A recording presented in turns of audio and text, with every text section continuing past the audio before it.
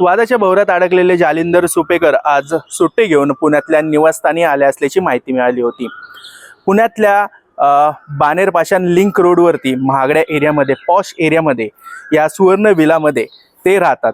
सुवर्ण विला या सोसायटीमध्ये 6व्या मजल्यावरती त्यांचा फ्लॅट आहे। 601 क्रमांकाचा फ्लॅट त्यांचा आहे, ज्या ठिकाणी ते राहत असतात।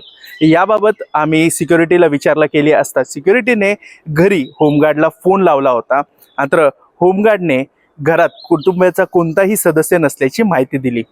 मात्र जर या फ्लॅटची किंमत पाहिली गेली तर 3.5 ते 4 कोटीचा हा फ्लॅट आहे।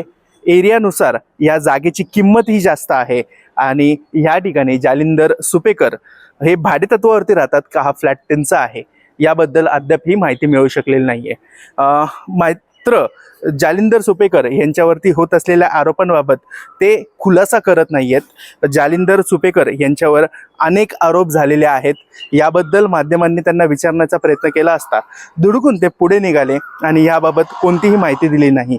त्यामुळे जालिंदर सुपेकर आता सुट्टी घेऊन पुण्यातल्या निवासस्थानी आले असल्याची माहिती मिळत होती, मात्र पुण्यातल्या निवासस्थानीही ते नसल्याची माहिती सिक्युरिटीने दिलेली आहे। याबाबत अधिक माहिती घेण्यासाठी आम्ही आज जाण्याचा प्रयत्न केला असता सिक्युरिटीने आम्हाला सिक्युरिटी रिझन सांगून या ठिकाणी बाहेर काढलं।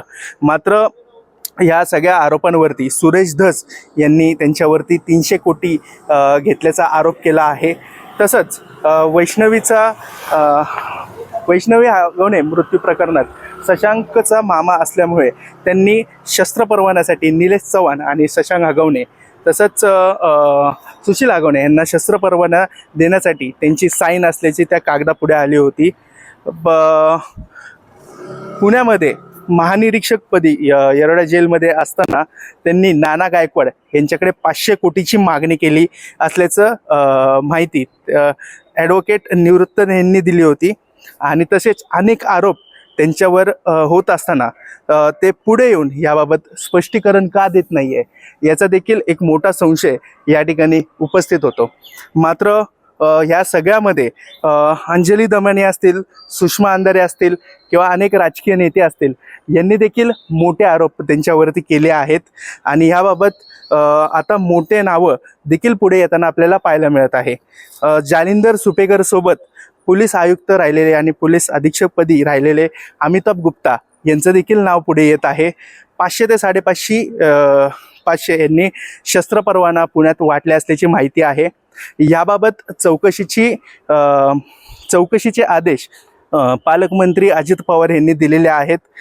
जे शस्त्र परवाने त्यांनी वाटले होते त्याचा सगळा आढावा घेऊन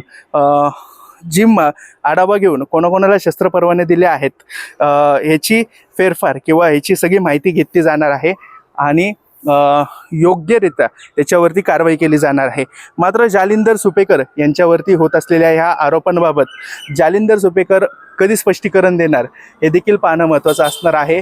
दिवसेंदिवस रोज एक नवीन आरोप त्यांच्यावर होत असताना आपल्याला पाहायला मिळत आहे।